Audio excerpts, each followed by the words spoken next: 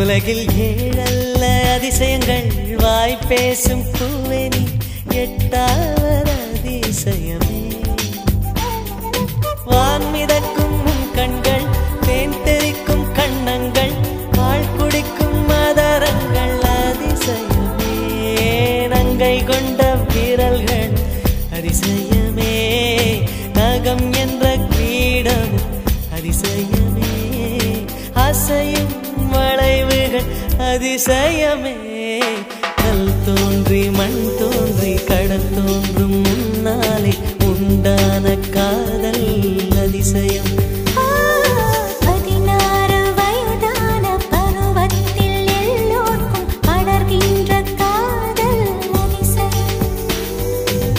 பூவுக்குள் ஒளிந்திருக்கும் கனி கூட்டம் அதிசயம். வண்ணத்து பூச்சியுடம்பில்